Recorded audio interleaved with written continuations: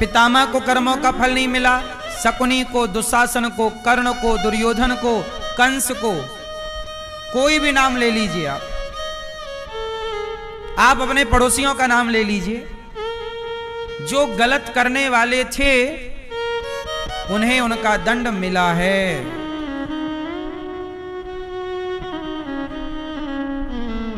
अत्याचार, गलत ना करना, यही है नरक, यही स्वर्ग है, यही भोगना है। ईश्वर का सिस्टम भी अपडेट हो चुका है। अब लोग कहते हैं ना कि मरने के बाद भोगोगे, नहीं, आजकल यही भोगा रहे हैं भगवान, उनका भी सॉफ्टवेयर अपडेट हो चुका है ना मैया। इसलिए भीष्म पितामह ने पांडवों से कहा, बेटा बुरा मत करना, बुरा मत देखना, जीवन में बुरा ना करना। द्रौपदी को हंसी आ गई। भीष्म पितामह कह रहे हैं कि अपनी आंखों से कभी बुरा होते मत देखना। द्रौपदी बोली, वाह पितामह, आप मेरे पति से कह रहे हो बुरा मत देखना, और मेरी साड़ी जब खिंच रही थी तो सबसे आगे आप थे, तो आप तो मेरा बुरा देखे हैं। तब पितामह रो पड़े, बोले, बेटी द्रौपदी, मैंने दुष्ट दुर्योधन का अन्न खाया था, इसलिए मेरी बुद्धि भी दुर्योधन जैसी हो गई, क्योंकि जैसा खाए अन्न वैसा रहे, इसलिए सबका अन्न नहीं खाना चाहिए। कसाई का अन्न खाओगे तो बुद्धि कसाई जैसी हो जाएगी, वैश्या के घर का अन्न खाओगे बुद्धि भ्रष्ट हो जाएगी, किसी साधु का अन्न खाओगे तो बुद्धि निर्मल हो जाएगी। इसलिए अच्छे अन्न को खाइए, मेहनत करके खाइए, बेईमानी का अन्न खाने से बचिए। समझ में आ रही है कि नहीं? बेईमानी का अन्न खाने से बचिए। मेरी मां भीष्म पितामह बोले, मैंने दुष्ट दुर्योधन का अन्न खाया है, इसलिए मेरी बुद्धि दूषित हो गई। अब मुझे एक एक बूंद रक्त नीचे गिर गया, मेरी अक्ल ठीक हो गई। द्रौपदी, मैंने बहुत गलत किया, मैंने तुझे न्याय नहीं दिया, तेरी साड़ी उतरती रही, मैंने चाहता दुशासन को रोक सकता था, मैंने नहीं रोका, इसी की सजा मुझे मिली कि बाणों की सैया पर लेटना पड़ा। कर्मों का फल पितामह को भोगना पड़ा है। मेरी माता, आप लोग खुलेआम पाप करते हो, आपको कोई डर ही नहीं है, आप किसी से डरते ही नहीं, आपको लगता है हम पाप करेंगे कौन बोलेगा, कौन देखेगा। मैया, ओ मोबाइल वाली मैया, हो गया? आप लोग खुलेआम पाप करते हैं, खुलेआम। आजकल का आदमी क्या कहता है, बोले हम ब्रह्मा को नहीं डरते, ऐसे नहीं बोल देता बात बात में, हम ब्रह्मा को नहीं डरते। डरो, गलत काम करने से डरो, वही आपको वापस मिलना है। डर के रहा करो। मैंने यदि झूठ बोला है, मैंने किसी के साथ छल किया है, तो मेरे साथ भी छल होगा, इसलिए गलत कर्म से डरो। पितामह को बाद में उन्होंने समझाया, पितामह ने कहा गलती है। आखिरी में पितामह की परम गति हुई, स्तुति कीति मति रूप कल्पिता वितृष्णा भगवती सात्वत पुंगवे विभूमि। हे प्रभु, मेरी बुद्धि आप स्वीकार कर लीजिए। भगवान ने पितामह की बुद्धि को ग्रहण किया। पितामह की अंत में परम गति हुई। पितामह बहुत बड़े भक्त हैं। सोचिए, जब पितामह जैसों को अपने कर्मों का फल भोगना पड़ा, तो हम जैसे पापियों का अपना कर्म ना भोगना पड़ेगा? क्यों मेरी मां? फिर कृष्ण सामने खड़े हैं और पितामह को बाण चुभे हुए हैं। फिर जो जस करहि सो तस फल चाखा, जैसी करनी। भीष्म पितामह की परम गति हुई। भगवान द्वारिका गए, परीक्षित जी का जन्म हुआ, परीक्षित जी को गोद में खिलाए भगवान और चल पड़े। भगवान की 125 वर्ष की लीला हुई।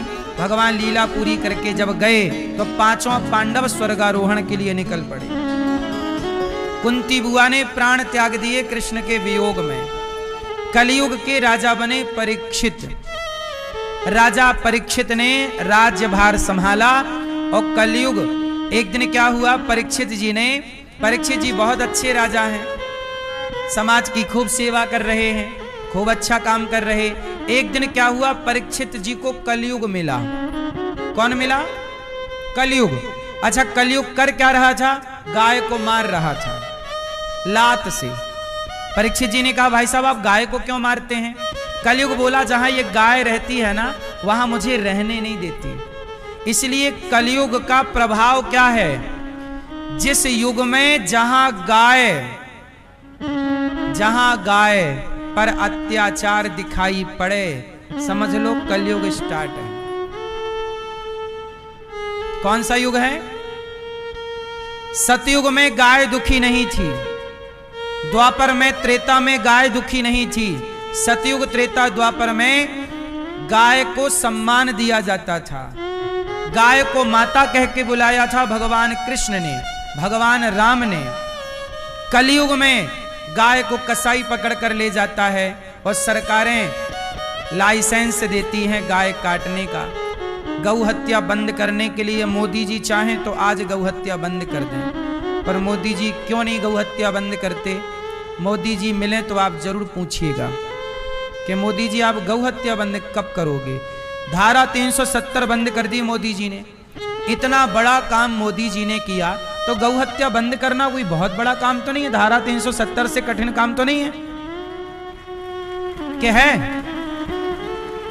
धारा 370 हटाने से बड़ा काम है क्या गौ हत्या बंद करना? नहीं, पर गौ हत्या हो रही है। अच्छा, गाय को कलयुग मार रहा था। अब मोदी जी आपसे मिलें तो जरूर प्लीज आप पूछिएगा कि कब गौ हत्या बंद करेंगे, करेंगे कि नहीं करेंगे? तो गाय को परीक्षित जी ने देखा कि तुम गाय को मार रहे हो, मैं तुझे मार डालूंगा। देखो राजा कैसा कि गाय को लात मार रहा। परीक्षित जी ने तलवार निकाली और कहा, अब मैं तुझे दंड दूंगा। तूने मेरी गाय को लात मारा, गाय माता है, तूने उसे अत्याचार किया गाय बछड़े पर। वो आदमी चरणों में गिर पड़ा, महाराज मैं कलयुग हूं। कलयुग का स्वभाव ही है गाय पर अत्याचार करना। कलयुग की गाय से बड़ी दुश्मनी है। कलयुग बोला, महाराज परीक्षित जी ने कहा, हट जा तू मेरे नगर से निकल जाओ, नजरों के सामने से जा। कलयुग बोला, मैं कहां जाऊं? जहां जाता हूं आप ही आपका शासन है। कलयुग बोला, मेरे में लाख बुराई है पर मेरे में एक अच्छाई है।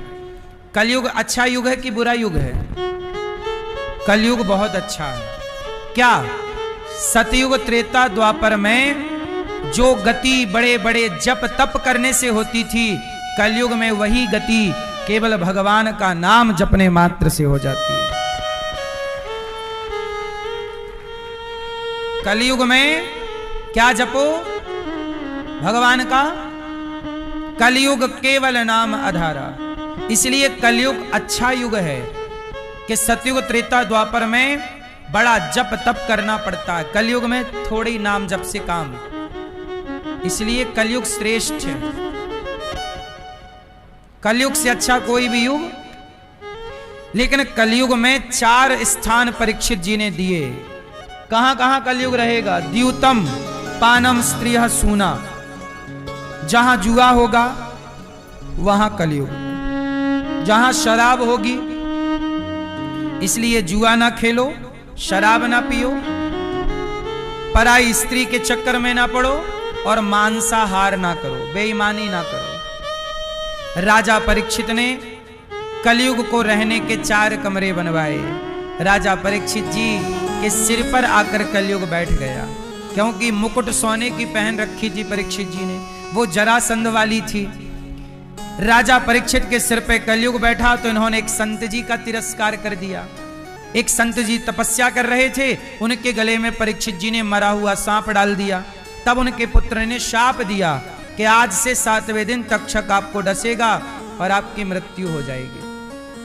परीक्षित जी ने अपने पुत्र को राजा बनाकर और शुकताल गए, जहां सुखदेव जी से सवाल किया कि मैं 7 दिन में मर जाऊंगा, मैं क्या करूं। सुखदेव जी ने कहा तुम्हें भागवत सुनाते हैं, जो भागवत सुनेगा वह तर जाएगा, निश्चिंत रहो। राजा परीक्षित जी के पुत्र को परीक्षित जी ने कहा कि बेटा मुझे शाप लगा है, मैं तो जा रहा हूं, पर पुत्र तुम जन्मेजय तुम राजा बनोगे, तुम समाज की सेवा करते रहना, समाज की सेवा। अच्छा मैया मैं आपसे एक बात कहूं, जैसे आप लोग इतना नाम जप करती हो या करते हो, पूजा पाठ करते हो, आपको जब भगवान मिलेंगे तो पता है भगवान आपसे क्या कहेंगे? भगवान आप लोगों को फिर से कहेंगे कि जाओ धरती पर, अभी तुमने मेरी भक्ति की है, जाओ अब जीव मात्र की सेवा करके आओ। भगवान मिल जाएं तो भी भगवान यही आज्ञा करते हैं, जाओ सेवा करो। क्या करो? भगवान की भक्ति से बड़ा क्या है?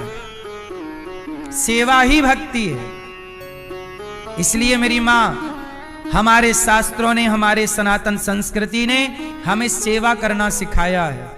इसलिए हनुमान जी ने राम की सेवा की, लक्ष्मण जी ने राम की सेवा की, बंदर भालुओं ने राम की सेवा की।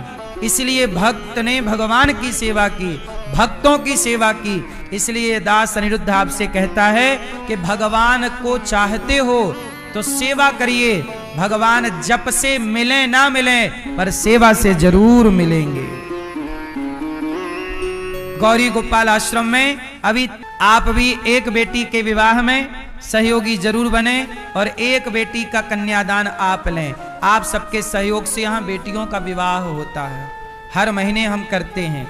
आपसे निवेदन है कि 1-2 बेटियों का कन्यादान आप लीजिएगा और आप बेटी के माता पिता बन करके आप बेटियों का सहारा बनिएगा।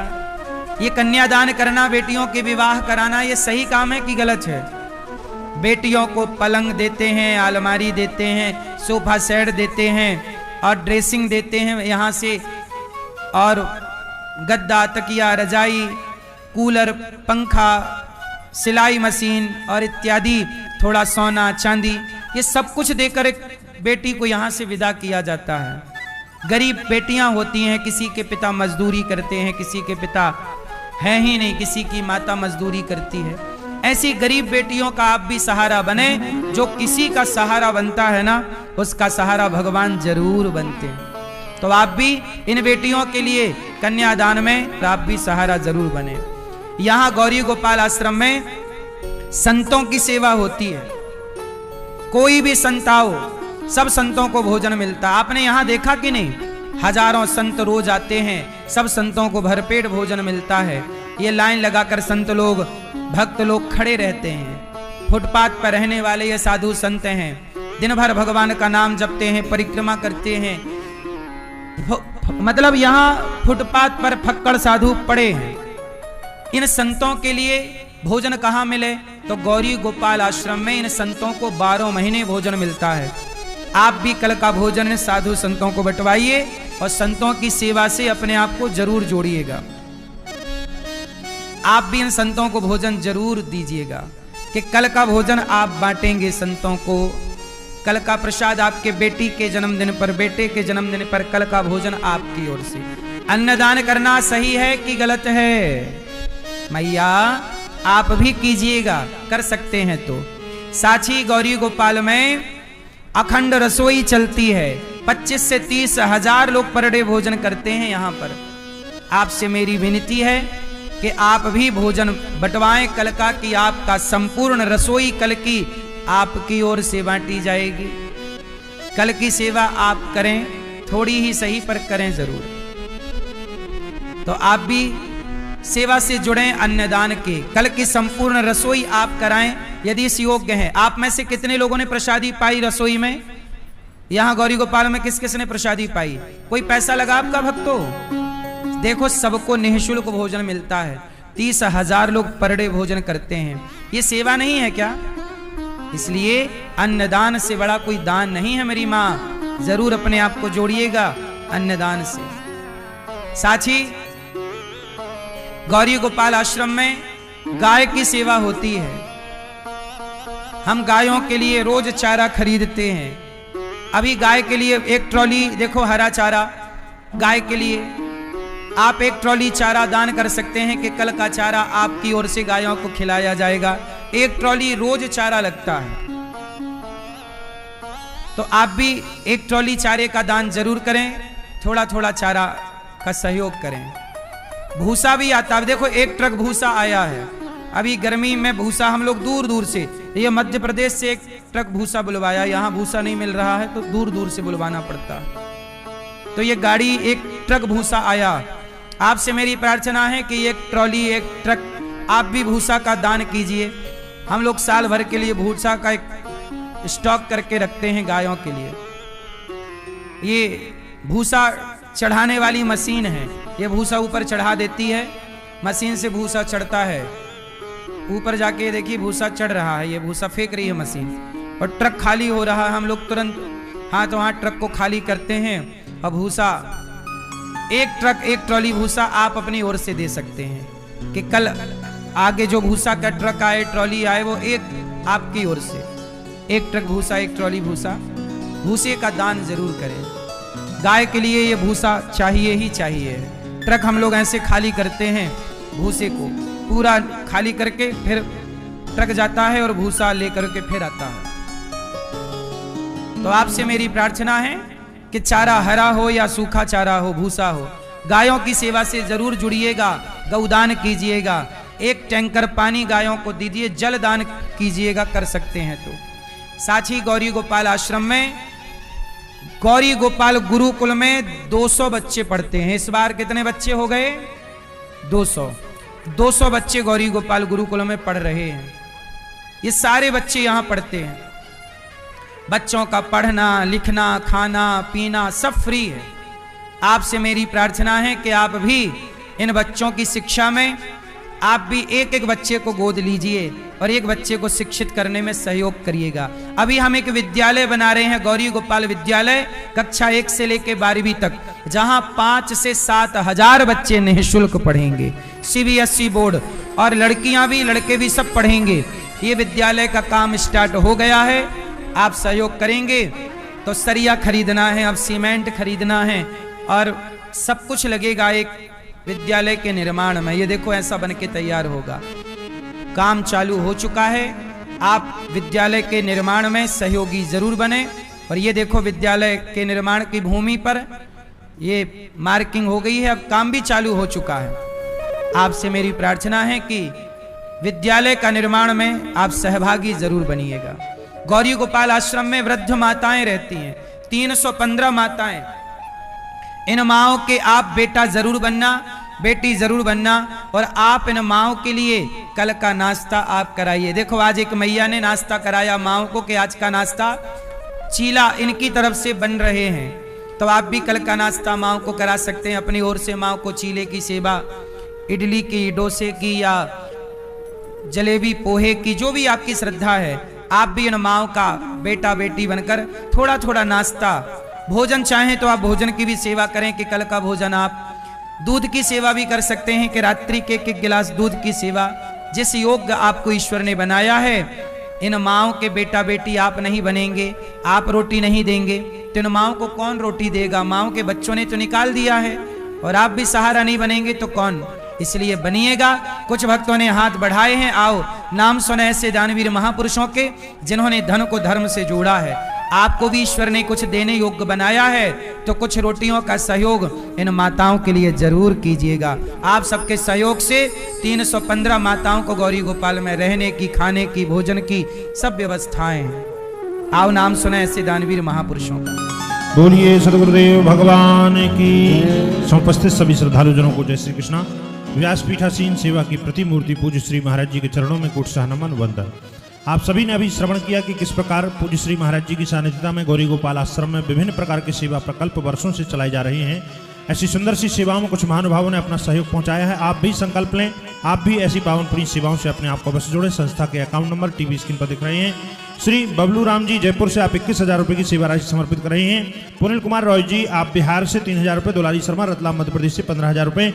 वरुण जी मेनिका रानी मुक्तसर पंजाब से 21,000 रुपये। रीता रानी जी बलदेव कृष्ण सिरसा हरियाणा से 21,000 रुपये। विद्या देवी नगीना हरियाणा से 16,000 रुपये। स्वर्गीय दुगन कुमार सिंह बिहार से वृद्ध माताओं के लिए 21,000 रुपये और गौदान के लिए 25,000 रुपये की सेवा राशि आप समर्पित कर रहे हैं। विजयबाई मुंबई से 7,000 रुपये। राम कुमार शर्मा संतोष कुमार मीठापुर से आप भी विशेष सहयोग समर्पित कर रहे हैं। बहुत बहुत धन्यवाद, बहुत बहुत साधुवाद। आप सभी दानदाताओं के लिए हम बिहारी जी से प्रार्थना करते हैं आप सभी दानदाताओं के घर बिहारी जी की कृपा बनी रहे। जैसे आप सहयोग के हाथ आगे बढ़ा रहे हैं ऐसे ही बिहारी जी के कृपा के हाथ आपके ऊपर बने रहें। ऐसी पावन पुण्य सेवाओं से आप अपने आप को जोड़े रखें। संस्था के अकाउंट नंबर टीवी स्क्रीन पर दिख रहे हैं। किसी भी सेवा से आप जुड़ना चाहते हैं, सहयोग देना चाहते हैं, अकाउंट नंबरों में सहयोग देकर आप भी अपने नाम मोबाइल नंबरों में संपर्क कर आप भी अपना नाम दर्ज अवश्य कराएं। आइए इसी क्रम के साथ चलते हैं पूज्य श्री महाराज जी के चरणों में। जय श्री कृष्णा, जय श्री राधे। आप लोग भी यदि इन सेवाओं से जुड़ना चाहें तो आप अपने मोबाइल पर टीवी पर जो अकाउंट डिटेल देख रहे हैं आप तो देख ही रहे हैं। साथ में आपको और जानकारी चाहिए तो गौरी गोपाल आश्रम से जुड़ना है तो ये नंबर मोबाइल पर व्हाट्सएप पर राधे राधे लिख के भेज दीजिएगा।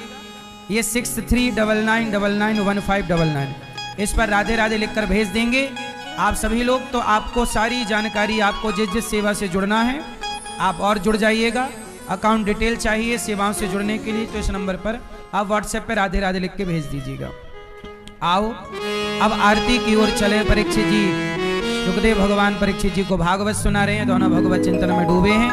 आगे की चर्चा कल श्रीमन्नारायण चरणौ शरणं प्रपद्ये। श्रीमते नारायणाय नमः। चंद्रमा मनसो जात शिक्षो सूर्यो न्यायतो श्रोत्राद्वाय चन्द्रमानजमुखा धग्निरजाय तो मन में बसा कर तेरी मूर्ति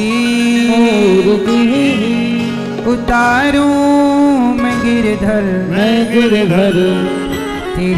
आरती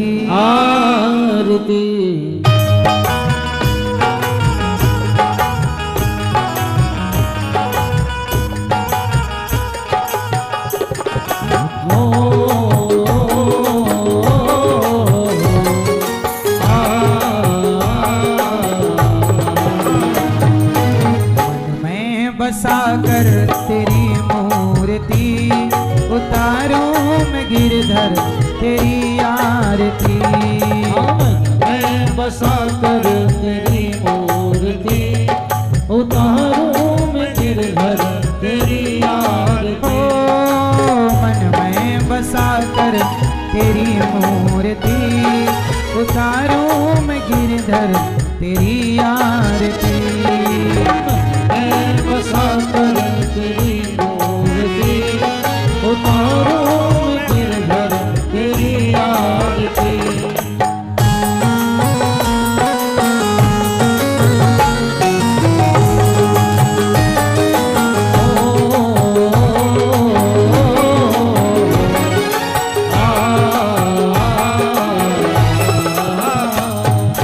करुणा करो कष्ट हरो ज्ञान दो भगवन। फंसी नाव मेरी तार दो भगवन। करुणा करो कष्ट हरो ज्ञान दो भगवन। भव में फंसी नाव मेरी तार दो भगवन। दर्द की दवा तुम्हारे पास है। दर्द की दवा तुम्हारे पास है। हाँ जिंदगी दया की भीख मांगती। मैं बसा कर तेरी मूर्ति उतारूं मैं गिरधर तेरी आरती।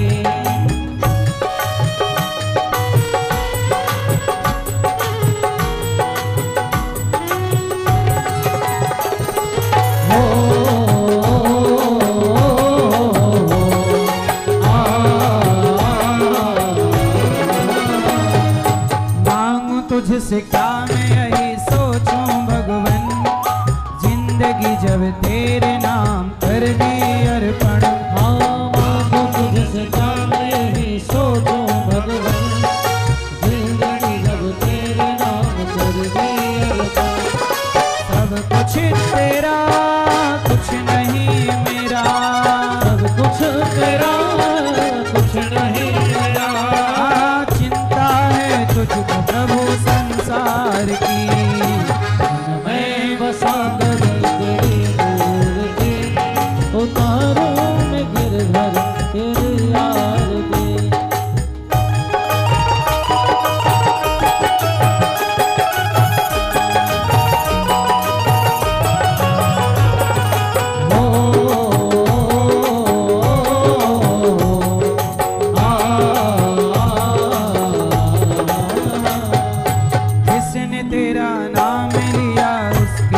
जागे भाग, सोते हुए जीवन से अब तो प्राण जाग। जिसने तेरा नाम लिया उसके जागे भाग, सोते हुए जीवन से अब तो प्राण जाग। कम है जिंदगी कर लो बंदगी, कम है जिंदगी कर लो बंदगी, प्रभु का हाथ हो तो मौत भी न मारती। मैं मसाकर तेरी मूर्ति, उतारूं मैं गिरधर तेरी आरती।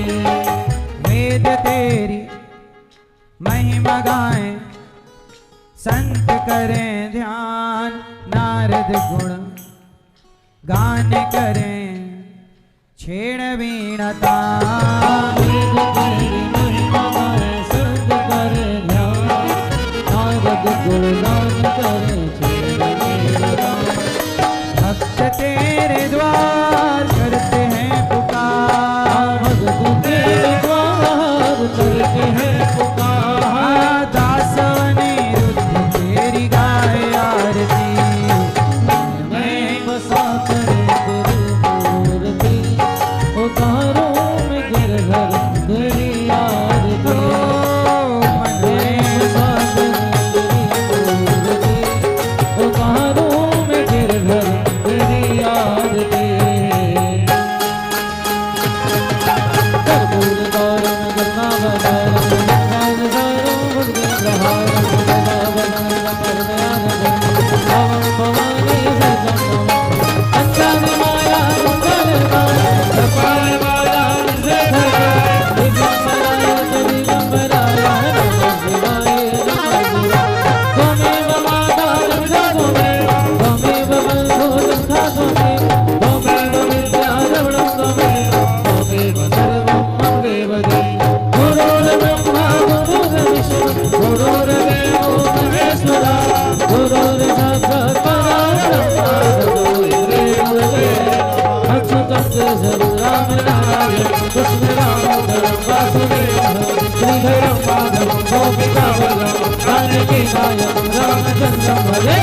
हरे राम राम राम हरे कृष्ण कृष्ण हरे हरे हरे राम राम हरे हरे कृष्ण कृष्ण हरे हरे राम राम हरे कृष्ण कृष्ण हरे हरे राम हरे कृष्ण कृष्ण हरे हरे राम राम हरे हरे कृष्ण कृष्ण हरे हरे। जगवंशी वाले गोकुल के राजा, तेरी अखियाँ चल रही अब तो राजा। जगवंशी वाले गोकुल के राजा, तेरी अखियाँ चल रही अब तो राजा। अजंत राज तरस रहे, अजगोपाल तरस रहे, तरस रहे राम तरस रहे राम तरस रहे राम तरस रहे राम तरस रहे राम तरस रहे राम तरस रहे राम तरस रहे राम। अजगोपाल तरस रहे राम कृष्ण राधे कृष्ण हरे जलेन श्रीधरीकरणं पुष्पैदेवाभिवन्दनमस्ते अक्षतपुष्पाणि गृहीत्वा मन्त्रपुष्पाञ्जलि नानासुगन्धपुष्पाणि यथा कालोद्भवानि च पुष्पाञ्जलिर्मया दत्तो गृहाण परमेश्वरा। पुराणपुरुषोत्तमाय नमः। मन्त्रपुष्पाञ्जलिं समर्पयामि। बोलिए सद्गुरुदेव भगवान की, जय। गौरी गोपाल भगवान की, जय हो। श्री सीतारामचंद्र भगवान की, जय हो। श्री लक्ष्मी नारायण भगवान की, जय हो। भागवत महापुराण की, जय हो। श्री भाष्यकार स्वामी श्री रामानुजाचार्य भगवान की जय हो। जय जय श्री राधे।